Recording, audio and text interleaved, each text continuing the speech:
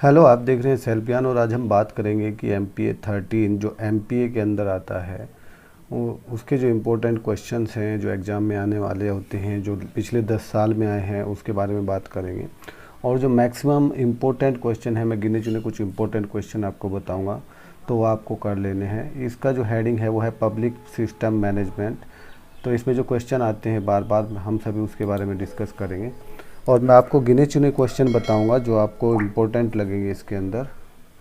ठीक है, तो वो आप उसको कर लेना और एग्ज़ाम अपने दे देना। और गिने चुने मैं 10-12 क्वेश्चन बताऊंगा जो बार बार आपको रिपीट होंगे और काफ़ी अच्छे क्वेश्चन हैं वो, उनको आपको कर लेना है। तो चलो शुरू करते हैं। जो मास्टर ऑफ आर्ट्स है पब्लिक एडमिनिस्ट्रेशन के अंदर, उनको करना है MPA 13। ये 3 घंटे का आपका पेपर होगा और उसमें 100 मार्क्स का है। इसमें भाग 1 में से मिनिमम आपको 2 क्वेश्चन करने हैं और जो भाग 2 होगा उसमें से आपको 2 क्वेश्चन करने हैं। और एक क्वेश्चन आप भाग 1 में से कर लो या भाग 2 में से कर लो, किसी में से भी कर सकते हैं, वो आपकी छूट है। और आपको 10 क्वेश्चन मिलेंगे आपको करने के लिए और आपको 5 क्वेश्चन उसमें से करने हैं। ठीक है, तो आपके पास छूट रहती है, चॉइसेस रहती हैं, तो आपको इतना कोई घबराने की ज़रूरत नहीं है। और जो मैं क्वेश्चन बताऊंगा वो काफ़ी इम्पोर्टेंट है, वो आप कर लेना तो आप पक्का अच्छे मार्क्स से पास हो जाओगे, ये मैं गारंटी लेता हूँ। ठीक है, तो चलो शुरू करते हैं। तो पहले भाग 1 के जो है हम इम्पोर्टेंट क्वेश्चन करेंगे। तो ये वीडियो जो है वो बहुत ही गिने चुने स्टूडेंट के लिए है जो MPA कर रहे हैं। और तो प्लीज़ वीडियो को लाइक करें। मैं इतनी मेहनत से इतना बड़ा मैंने आपको देखो ये पूरा बनाया है, एनालिसिस किया है पूरा, तो बहुत ज़्यादा मेहनत होती है इसको बनाने में और गिने चुने स्टूडेंट के लिए वीडियो है। मेरा मकसद सिर्फ आप लोगों की हेल्प करना है, तो प्लीज़ वीडियो को लाइक करें और चैनल को सब्सक्राइब पक्का कर लें। एग्ज़ाम से पहले भी अगर कोई इंपॉर्टेंट क्वेश्चन आपको मुझे बताना हो तो वो आपके पास सबसे पहले हो, मिस मत कर जाए आप कोई भी वीडियो। और अपने दोस्तों तक ये वीडियो पक्का शेयर करें जो एग्ज़ाम दे रहे हैं आपके साथ में, ताकि उनको भी इसका हेल्प मिले। तो चलो शुरू करते हैं। सबसे पहला क्वेश्चन, ये सभी क्वेश्चन जो हैं वो आए हुए हैं पिछले 10 साल में, लेकिन जो रिपीट हो रहे हैं, जैसे ये आर जैसे बनाया है मैंने, तो वो रिपीट हुए हैं क्वेश्चन, तो उनको आप कर लेना है। ठीक है, और जो सिंगल बार आए हैं मैं बता दूंगा कि एक बार आया है। जैसे ये फर्स्ट वाला है, लोक सेवा के बदलते स्वरूप का परीक्षण कीजिए। काफ़ी इंपॉर्टेंट है बदलता हुआ स्वरूप, तो ये रिपीटिंग क्वेश्चन है, आगे आएगा, तो इसको भी कर लेना है। एक क्वेश्चन ये है, सार्वजनिक प्रणाली प्रबंधन में सामाजिक संदर्भ में इसको बताना है, रिपीट है, आगे भी आपको आएगा, कर लेना है, काफ़ी अच्छा क्वेश्चन है। न्यायपालिका वाला जो क्वेश्चन है वो अपने बहुत ही उसकी क्या भूमिका है करके ऐसे आ जाता है, थोड़ा फिर घुमा फिरा के क्वेश्चन आ जाता है। जैसे यहाँ पे दिया है, देश की शासन व्यवस्था में न्यायपालिका एक महत्वपूर्ण भूमिका अदा करती है, विस्तृत व्याख्या कीजिए। तो न्यायपालिका का जो भूमिका है उससे रिलेटेड क्वेश्चन है, कर लेना है। ये एक बार आया, अंतर सरकारी संबंधों में महत्वपूर्ण आयामों का वर्णन कीजिए। ठीक है, ये एक बार आया है। लोकहित के ऊपर आपको छोटा सा शॉर्ट नोट लिखना है, निष्पादन बजटन के ऊपर आप शॉर्ट नोट एक छोटा सा लिखना है। एक बार ही आया है। ये जो अवधारणा के सिद्धांत करके एक क्वेश्चन आएगा, इसमें सार्वजनिक प्रणाली संप्रबंधन की अवधारणा के सिद्धांत, तो उसको आप कर लेना है, वो रिपीट होता है, आगे भी आएगा।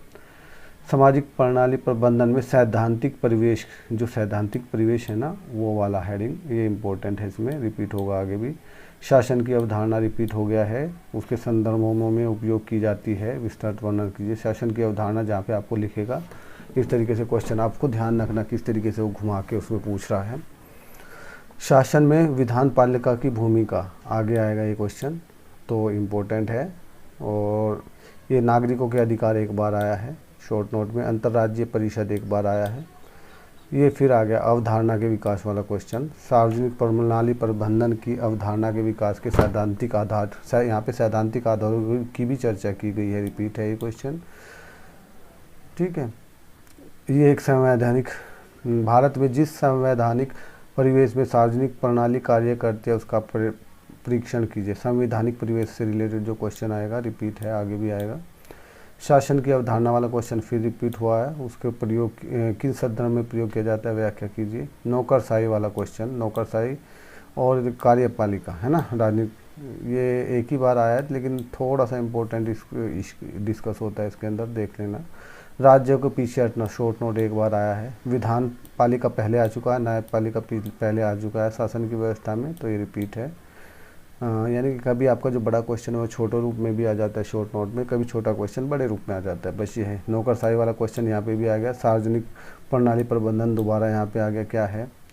तो ये थोड़ा सा इसमें दूसरे तरीके से घुमा के क्वेश्चन पूछा गया है ना। तो मेरा मकसद आपको बता देना, यानी कि पारंपरिक लोक प्रशासन मॉडल के सिद्धांतों की चर्चा कीजिए और नौकरशाही व्यवस्था और सार्वजनिक प्रणाली प्रबंधन में अंतर स्पष्ट कीजिए। आर्थिक कारक सार्वजनिक प्रणाली के रूप, संगठन और कार्य प्रणाली को प्रभावित करते हुए विवेचन कीजिए, एक बार आया। शासन के विभिन्न प्रकार का वर्णन कीजिए, एक बार आया है। बजट के विधान में विभिन्न चरणों की व्याख्या कीजिए, एक बार आया है। ये देखो, नियंत्रक और महालेखा परीक्षक जो होते हैं भारत के अंदर, उसका क्या रोल होता है, वेरी इंपॉर्टेंट। ये शॉर्ट में भी और लॉन्ग में भी आता है। नेटवर्क समाज, एक ही बार आया है ये शॉर्ट नोट। ये सार्वजनिक प्रणाली प्रबंधन की अवधारणा के विकास, दोबारा आ गया, अवधारणा के विकास, है ना, रिपीट हो गया। देखो आप, मैं कहा ना कुछ क्वेश्चन ऐसे हैं जो बार बार रिपीट होते हैं, वो आपको पक्का कर लेने हैं, उन्हीं को बताने के लिए मैं यहाँ पे आया हूँ। और गिने चुने 10-12 क्वेश्चन हो गए, तो वो तो एक कोड में आप कर सकते हो। सार्वजनिक प्रणाली प्रबंधन दोबारा आ गया यहाँ पे। सूचना प्रौद्योगिकी वाला सिस्टम यहाँ पे है, उसके संदर्भ में बताना है, रिपीट है। और न्यायपालिका की महत्वपूर्ण भूमिका ऊपर आया था, यहाँ पे फिर रिपीट हुआ है। अंत सरकारी संबंधों का महत्वपूर्ण आयाम रिपीट हुआ है, ऊपर भी आया था। नागरिकों के अधिकार रिपीट हुआ है शायद, ये ऊपर भी आया था, एक बार देख लेना। शून्य आधारित बजट प्रणाली एक बार आया है, देखो ये रिपीट हो गया। नियंत्रक और महालेखा परीक्षक अभी अभी मैंने डिस्कस किया था, दोबारा रिपीट हो गया सार्वजनिक प्रणाली प्रबंधन के अंदर, ठीक है। आर्थिक कारक सामाजिक प्रणाली के स्वरूप, संगठन और कार्य प्रणाली को प्रभावित करते हुए विवेचन कीजिए, एक बार आया है। अंत सरकारी संबंध के महत्वपूर्ण आयाम दोबारा रिपीट हो गया, ऊपर भी आया था, वेरी इंपॉर्टेंट क्वेश्चन है ना। ये है, केंद्र सरकार की प्राप्तियों एवं व्यय पर नियंत्रण में संसद की भूमिका का विवेचन कीजिए, एक ही बार आया है ना। इसमें छोटा बहुत आप लिख सकते हैं। लोक सेवा आयोग का बदलता स्वरूप इम्पोर्टेंट है, ऊपर भी आया था, है ना, रिपीट हुआ है, सबसे फर्स्ट में आया था। ई न्यायपालिका फर्स्ट टाइम आया है, ठीक। उसके बाद हम अब भाग 2 पे आ गए। देखो प्लीज़ यार, वीडियो को थोड़ा लाइक करो, आप लाइक करने में कंजूसी मत करो, उससे क्या होता है, यही तो एक है कि आप जो 1000-2000 स्टूडेंट हैं एमपीए के, तो कम से कम उनके लिए अगर वीडियो बना रहा हूँ इतनी पब्लिक को छोड़ के, तो लाइक तो प्लीज़ बनता है ना, और सब्सक्राइब पक्का करो, है ना। और ये देखो, अब हम भाग 2 की बात करेंगे। तो यह व्यवस्था विश्लेषण के चरणों का वर्णन कीजिए, रिपीट हुआ है। और उत्तरदायित्व की अवधारणा के प्रकारों की टिप्पणी लिखिए, एक बार आया है। नेटवर्क तंत्र अंत संस्था समन्वय की चर्चा कीजिए, एक बार आया है। सशक्तिकरण के विभिन्न आयामों का परीक्षण कीजिए, एक बार आया है। शॉर्ट नोट, सामाजिक प्रणाली प्रबंधन, ये तो सबको पता ही है, सामाजिक प्रणाली प्रबंधन बार बार आ रहा है, यहाँ पे उसके विकार के रूप में पूछा है, ठीक है। पूर्ण निर्धारित गति समय व्यवस्था यानी कि PMTS, उसके बारे में एक बार शॉर्ट नोट आया है। सामरिक प्रबंधन प्रक्रिया इम्पोर्टेंट है भाई, रिपीट हो रहा है ये बहुत। 4 भागों के वर्णन करना। सूचना प्रणाली या इंफॉर्मेशन टेक्नोलॉजी वाला क्वेश्चन यहाँ पे आ रहा है वो। ये RTI वाला क्वेश्चन, सूचना का अधिकार अधिनियम 2005 RTI वाला, वेरी इंपॉर्टेंट, आगे रिपीट होगा। सार्वजनिक प्रणाली सुधार का वैश्वीकरण यानी कि ग्लोबलाइजेशन जो है, सार्वजनिक प्रणाली सुधार का वो महत्वपूर्ण प्रभाव क्या रहा है, रिपीट क्वेश्चन है, आगे भी आएगा। संगठनात्मक विकास रिपीट हुआ एक बार, है ना। नाम मात्र के सामाहिक तकनीक एक बार आया है। ये रिपीट हो रहे हैं सारे क्वेश्चन, देखो चारों। सामरिक प्रबंधन के महत्वपूर्ण विचारधाराएं रिपीट है। व्यवस्था विश्लेषण की अवधारणा की व्याख्या कीजिए, व्यवस्था विश्लेषण अवधारणा जहाँ पे आ गया, रिपीट है। सार्वजनिक प्रणाली प्रबंधन जो है, सार्वजनिक प्रणाली प्रबंधन है, अनुक्रियशीलता के रूप में पूछा है यहाँ पे, रिपीट है। वैश्वीकरण और वैश्वीकरण वाला ऊपर भी आया था ना, सामाजिक प्रणाली सुधार वाला, इम्पोर्टेंट है, रिपीट है। संगठनात्मक विकास रिपीट है। परिवर्तन के दृष्टिकोण एक बार आए हैं। संपूर्ण गुणवत्ता प्रबंधन रिपीट है, उसके महत्वपूर्ण सिद्धांतों और तकनीकों की चर्चा करनी है। वर्तमान परिदृश्य में उत्तरदायित्व के बदलते प्रक्षेप का विश्लेषण कीजिए, एक बार आया है। सार्वजनिक प्रणाली प्रबंधन की अनुक्रियशीलता ऊपर आया है, वे भी उसका रिपीट हो गया, उसके लिए महत्वपूर्ण तंत्र का वर्णन करना है। परिवर्तन प्रबंधन के महत्वपूर्ण प्रारूपों का विवेचन एक बार आया है। और विस्तृत विचार विमर्श यानी कि ब्रेनस्टॉर्मिंग क्या होता है, वेरी इंपॉर्टेंट, कर लेना है इसको, और सामरिक प्रबंधन प्रक्रिया दोबारा आ गया, उसके विभिन्न चरण। सूचना प्रणाली ढांचे के विकास यानी कि है ना, उसका रिपीट हो गया यहाँ पे। सूचना का अधिकार नियम दोबारा रिपीट हो गया यहाँ पे, ठीक है। हमेशा बेहतर नियंत्रण विश्लेषण, वैश्विक शासन का उत्तरदायित्व एक एक बार आए हैं दोनों। संगठन में सामरिक प्रबंधन रिपीट हो गया है ना।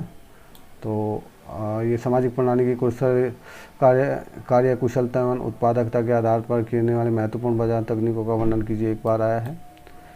कहने का मतलब जो रिपीट क्वेश्चन है, जैसे परिवर्तन प्रबंधन के महत्वपूर्ण प्रकारों का वर्णन कीजिए, एक बार आया है। संपूर्ण गुणवत्ता प्रबंधन रिपीट है। ये जो है एक्स्ट्रापोलेशन है ना, प्रवृत्ति बहिर्वेशन जो है, एक बार आया है।